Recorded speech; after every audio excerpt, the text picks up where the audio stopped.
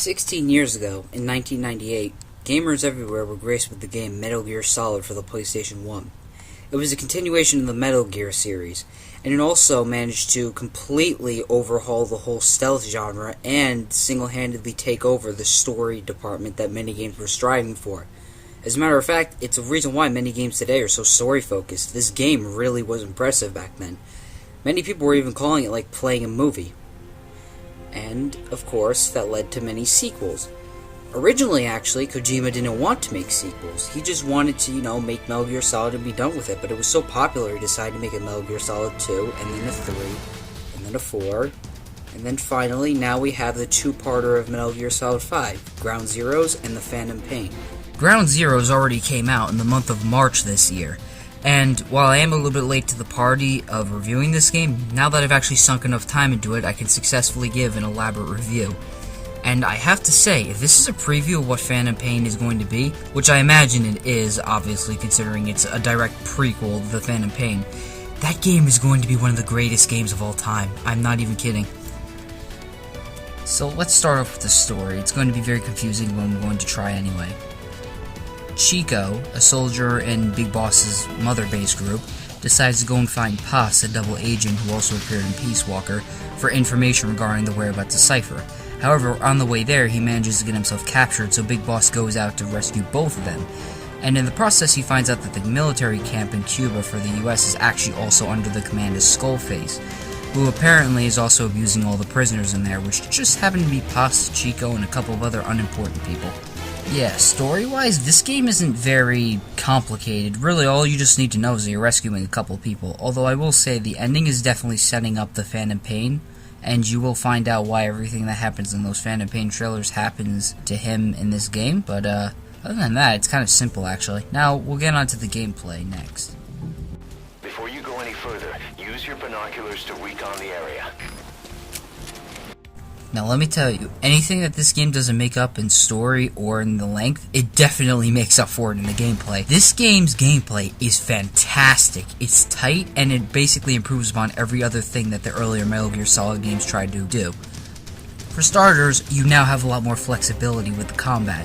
You're no longer restricted to having to switch to these awkward phases of crouch walking, crawling, and walking. You can still do that in this game, but it's just that now it feels so much more fluid. Like when you're doing it, you're actually moving with it, not just trying to do this clunky animation of you hoisting yourself down. To be perfectly honest, it feels super fluid, as well as the rest of the gunplay. Actually, the gunplay in this game is superb too. Now bullets actually have recoil, meaning that when you're using your tranquilizer bullets, you have to be a lot more careful with them to time your shots correctly. There's also a lot more interactivity you can do with the soldiers now too. Along with CQC that returned and is in its best form to date, you also have a bunch of other options like hold-ups, and now you can even get them to just lay down and stay there, or if you just shoot their legs a little bit, then they'll just stop trying to get up. But regardless, there's a lot more options now when it comes to interrogating soldiers. They'll actually give you helpful information on finding out parts about the base. Like for example, they'll tell you the location of armories and sometimes even plot objectives. There's also the addition of vehicles, which you can actually stuff bodies in case you don't want them to be seen. Some of them actually have weapons on the back too, which are helpful.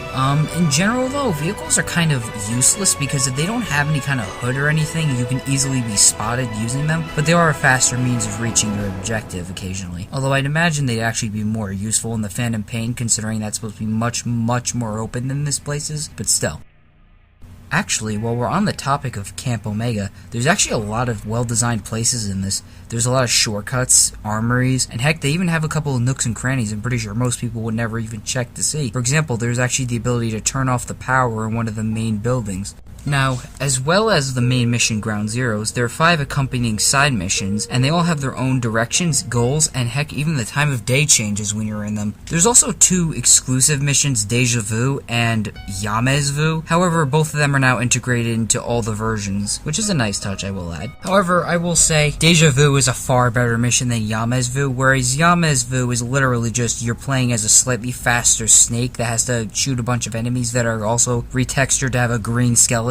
Deja Vu actually adds in a lot of different stuff. For example, they actually took the Metal Gear Solid 1 model of both Solid Snake and Gray Fox, and they actually implemented it into the game, as well as they even have a mode where it changes all the soldiers into the genome soldiers in Metal Gear Solid 1, as well as making where the place is actually snowing. It's a really nice touch that just makes me think that they put so much more effort in the PlayStation version in general over the Xbox versions. Actually, let's talk about the PlayStation and Xbox differences. For one thing, the PlayStation 4 is actually running at full 1080p at 60 frames per second locked, while the Xbox One is running it at 720p at 60 frames per second locked. However, I am still really impressed that they managed to get 60 frames per second locked at both consoles, and I have to say, it plays so much better than the older gen versions of the game for that reason alone.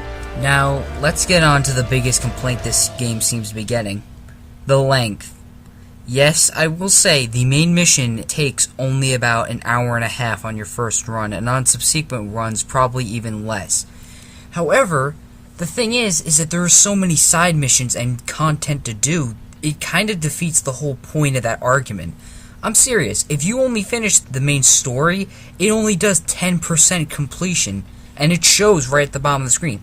There is so much more to do. All those side missions I mentioned before, and there's even actually the option to play it again on hard with a much more advanced and realistic AI. Actually, in general, this game seems very, very focused on replayability. There's even these trials that unlock that it wants you to do once you've already completed the story, as well as a bunch of little mini Easter eggs and secret scenes that you wouldn't normally see on your first run.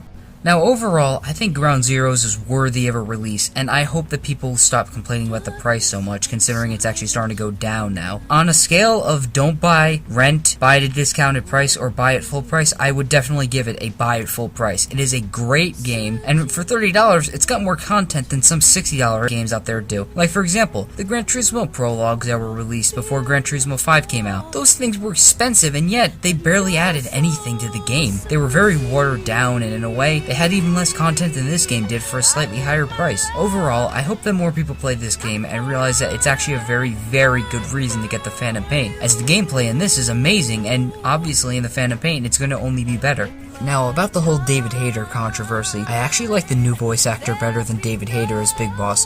Now, here's the thing, I love David Hayter as Solid Snake, he fits the role, like, so well, but the thing is Big Boss, I don't know, he always sounded so weird to me, so the new voice actor actually sounding very menacing and deadly is actually a very good thing. Excellent, Snake. Age hasn't slowed you down one bit.